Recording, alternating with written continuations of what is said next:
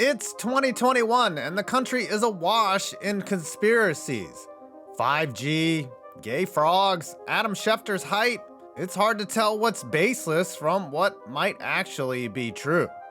The same goes for sports. There are certain aspects of the games we watch that lend itself to both innuendo and nut jobs. Aspects that we are going to explore in this very video. Those theories including identity fraud, kidnapping, sabotage, even a Cold War with Canada? And all that crazy shit is coming up right after this. It seems like everything is a drain on your wallet these days, and as necessary as eating is, don't you think it's time that you ate well without all the extra cost, fees, and tips that come with at-home dining? Well, what if I told you you could have chef-curated meals delivered right to your door with pre-portioned ingredients that results in less wasted food, less long trips to the grocery store, and saving up to 30% over traditional grocery shopping. And starting now, HelloFresh has launched their Taste of Summer series for delicious grilled mains to farm-fresh sides, with each meal designed to minimize oven time. Just look at this apricot, almond, and chickpea tahini I'm making. And I didn't even have to tip anyone. So after this video, head on over to HelloFresh.com from the link below and use code 5points14 and get 14 free meals across your first 5 boxes. Again, click the link below, use my code 5points14 and get 14 free meals. Sustainable, time-saving, and delicious. HelloFresh. Everybody loves twins, except maybe for my video about statistical twins. Instead, there's a theory regarding the NBA's foremost twins, Markieff and Marcus Morris, the Twin Towers, out of Kansas. The two brothers bounced around the league, even joining forces in Phoenix, but their story starts to get interesting in the 2017 NBA playoffs, where Markieff's Wizards took on the Boston Celtics in the second round of the Eastern Conference bracket. In Game 1, Markieff took a step-back jumper and was stepped on by Celtics forward Al Horford on the way down. Markieff grabbed his leg and was down for the count, suffering a left ankle sprain. The injury looked bad and Markieff was held out of the rest of the game. Then suddenly, a couple days later, he was back and better than ever. The Wizards' versatile forward was good to go and ended up making a valiant effort to steal Game 2, though he would eventually foul out and his team would lose by 10 points. Morris hit 6 of his 11 field goal attempts, drained all 3 free throw tries, and gathered in 6 boards on his way to a plus 10 performance for the Wiz. Only this may not have been the same Morris twin that rolled his ankle in Game 1. Okay, let's back up. When the Morrises were both in Phoenix, Markieff had caught a 1-game suspension. A reporter jokingly asked Markieff whether he would suit up in his brother's jersey to evade the ban. According to him, it had been done at least once already. "We did it before in AAU ball," Markieff said. "If the jersey switch was on the bench, it happened real quick. He had hurt his ankle, but I had fouled out. I gave them a little limp back in like I was hurt and kept playing." The theory was this: while Markieff was recovering from his ankle sprain, Marcus, whose Pistons didn't make the playoffs, flew into Boston and wore Markieff's jersey, played an excellent game, and let his brother have a couple extra days to rest and rehab.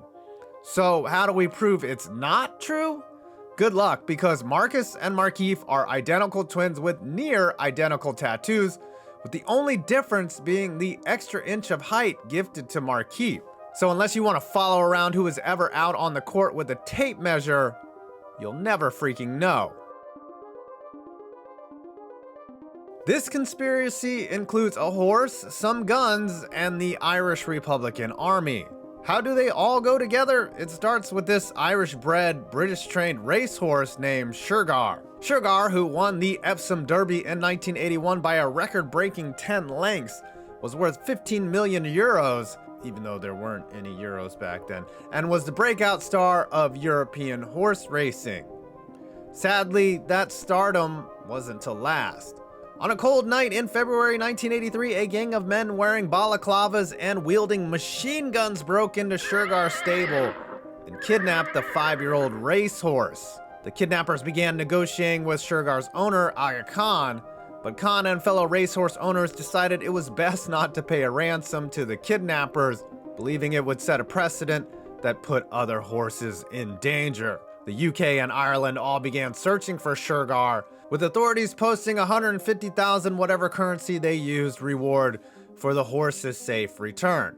Derek Thompson, a member of ITV's racing team, flew to Belfast to negotiate directly with the kidnappers, and they never reached a settlement. The next day, Thompson answered his phone. It was the same voice from the day before. Hey, the horse has had an accident. He's dead. It was over.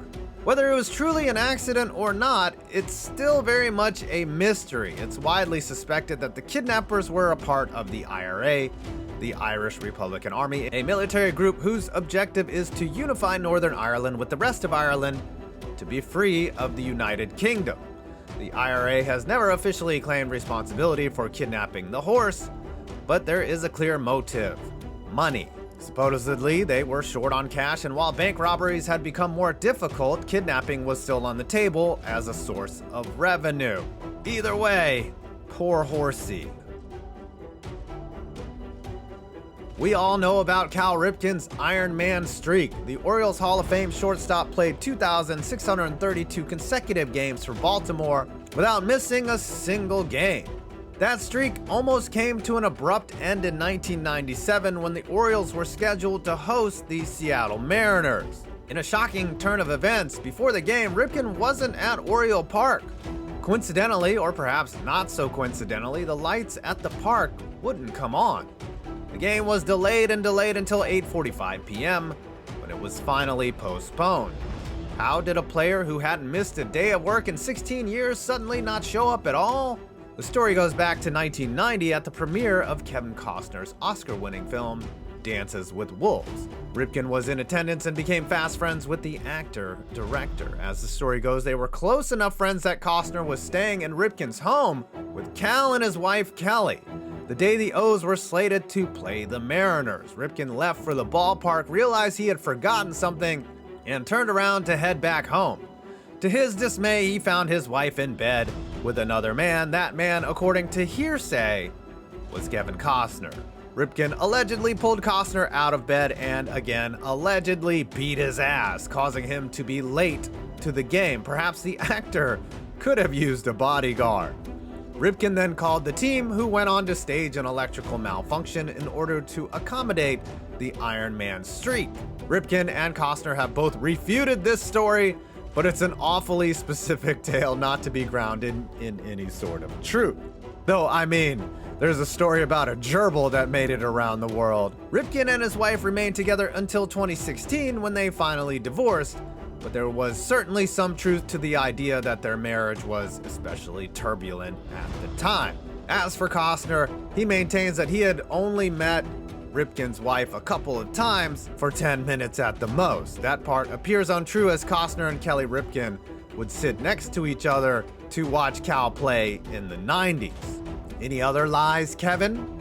As far as conspiracy theories go, this one might be shaky. But here's a better mystery. How did Dances with Wolves beat out Goodfellas for Best Picture? When in doubt, blame Canada. That's the motto for many conspiracy theorists who believe the 1994 MLB season ended prematurely as a way to spite our neighbors to the north. What the fuck? Let's back up. Why did the 1994 MLB season end early? The simple answer is that there was a work stoppage roughly 113 games into the MLB season. The stoppage was in response to a proposed salary cap that would increase parity within the league and, perhaps more importantly, keep costs down. But as you may already understand, this video is not about simple answers. There's a layer that goes deeper than a mere labor dispute. It's August of 1994. The Toronto Blue Jays are the back-to-back reigning World Series champions. They're struggling, 5 games under 500. But fear not, Canada!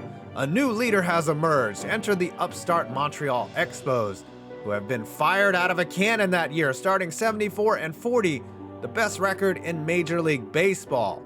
And trust me, that team was stacked. Baseball is the national pastime of the US&A, and America's hat was starting to threaten their claim to the throne. When Joe Carter hit that walk-off home run to secure a second straight World Series for the Blue Jays, the powers that be at the MLB and the Players Association conspired to say, we won't let this happen again. So when play stopped in August of 1994, so did Montreal's shot at holding the championship belt for Canada. When play resumed in 1995, the moment had passed for the Expos, and the once favorites to win it all finished 66 and 78, last place, just like the Blue Jays in the AL, and the US refuses to apologize over that. And finally, our last juicy conspiracy. They say if you can't take the heat, get out of the kitchen. It was LeBron James last year in Miami. The Heat were coming off 2 straight NBA titles and were matched up against the San Antonio Spurs, the team they had defeated just a year before. This time the Spurs had home court, and according to some theories, they took full advantage of it during an intense back-and-forth opening game. The first unit to give way was neither San Antonio nor Miami. It was the air conditioning. As the game went on, the temperature inside the AT&T Center rose to above 90 degrees. LeBron, who had a history of suffering cramps throughout his career, did his best to fight through the oppressive haze in the arena, putting up an efficient 25 points and grabbing 6 boards. Even in the sweat box, the ironically named Heat kept battling back. But it couldn't last forever. LeBron wore a microphone throughout the game and during a team huddle said, "I'm going to need some colder water now. They are trying to smoke us out of here." LeBron went down with cramps in the fourth quarter. As soon as he left the court, the Spurs went on a 16-3 run. Later, former Mavericks guard Jason Terry took to ESPN radio to lead us further down the rabbit hole. "Pop has done that so many times," Terry said. "I don't know if it's a conspiracy, but I'm telling you, going into San Antonio is a tough place to play. And I can remember very well one time where it was cold showers. There were about 1,000 flies in the locker room. This year, there was a snake in the locker room, so they're going to pull out all the stops to get into your head. When you go to San Antonio, expect something like that." And Miami fell victim to it. The Spurs ultimately pulled away, winning by a 15-point margin. The Heat battled back to split the first 2 games in San Antonio, but the Spurs reeled off 3 straight wins to close out the series back in the AT&T Center, whose swamp-like conditions had sidelined one of the best ever in the most crucial juncture of Game 1. Sure, most of these conspiracy theories require a leap of faith and also to be insane. But to quote Special Agent Fox Mulder, "I want to believe." Well, I hope you enjoyed this video. Please do not forget to hit that like, comment, and subscribe for more interesting videos on sports. Probably less conspiracy theories, though. It's kind of like a one-off. I'm 5 Points Vids, and you made it to my next video.